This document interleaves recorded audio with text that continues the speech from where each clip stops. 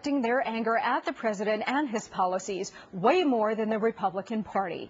Joining us now from Washington, Penny Lee, a former advisor to Senate Majority Leader Harry Reid, and Democratic strategist Alicia Menendez. Ladies, welcome. So, Alicia, attacking the Republicans, especially coming from the president, seems pretty pathetic, given that the Democrats have controlled Congress now for almost 4 years and the White House for over a year and a half. They've had these huge majorities in the Congress where they could basically get whatever they wanted, and now they're still out there trying to blame Republicans for this night of the living dead of the economy. So what gives? What's going on here?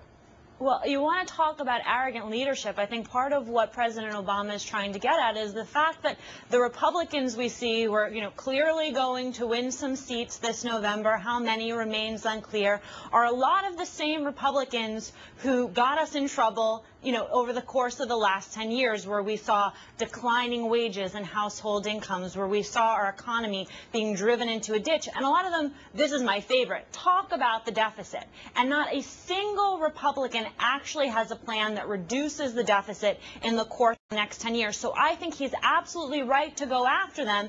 They are definitely going to gain some power. Let's see what they're going to do. Penny, Alicia mentioned Obama's line, stock line, and a lot of other Democrats are using this too, that Republicans drove the car into a ditch. However, I think based on what we're seeing in the polling and based on what we're seeing with this very weak, high unemployment economy, is that the American people are saying, well, wait a minute.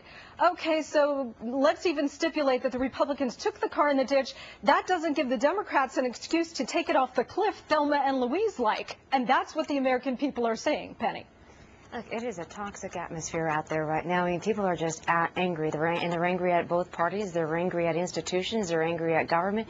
They're angry, but underlying that anger is also fear, because they want to be told what the vision is for the future. And that, I think, is what is at stake over the next 53 days, is the candidate who is able to not only address the fears but speak to the hope and the aspirations that the American people have, is the candidate that's going to win. And it is a challenge to both of them. But I think in individual races, and we're seeing this pop up here and there, especially in the House side. I mean, you have a Jason Altmaier, for example, in Pennsylvania. He's in a tough district, Democrat, reelected. He has 7 times more money than his opponent. And he's out there speaking to the people and saying, look, you know who I am, and you've seen what I've had to say.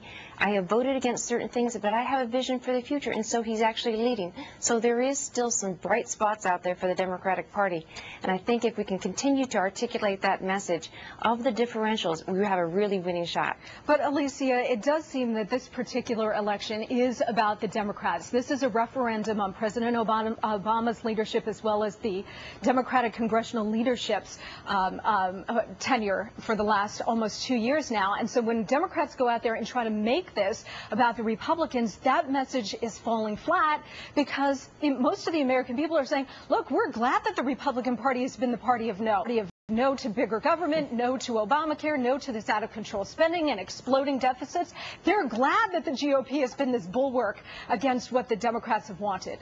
I haven't necessarily seen numbers that bear out what you're saying about Americans being happy that Republicans are the party of no. I think that's equally frustrating for most Americans. There was something very interesting in that Washington Post poll that I want to pull out for you, though, which is that a majority of Americans still identify as Democrats and feel that Democrats are more aligned with their values, which is interesting because it's not mutually exclusive from what you're saying, which is they still want to vote them out of office. So what I think we're seeing here for Democrats is more than a political challenge, more than a leadership challenge, a real messaging challenge, which is people know that their views are more aligned with Democrats' views, and at the same time they're angry with them over what has happened over the course of the last few months. So somewhere along the line, the Democratic message is not breaking through, and I think in the course of the next 3 months, it's really important that they evaluate. But Penny, isn't that part of the problem, that the American people don't see a communications problem coming out of the Democrats? They see a real content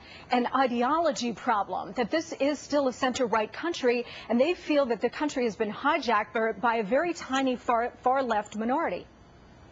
But what you also are seeing in that poll is that when you say for those that are registered voters, you're seeing an actual evenness. You're seeing that they're actually tied, Democrats and Republicans. So there's still some movement there. And over the next 53 days, it will be the challenge for the Democrats to speak to the independents and to say what is at stake. Because so far, the Republicans have offered no vision. They have offered nothing on how we're going to get out of this mess.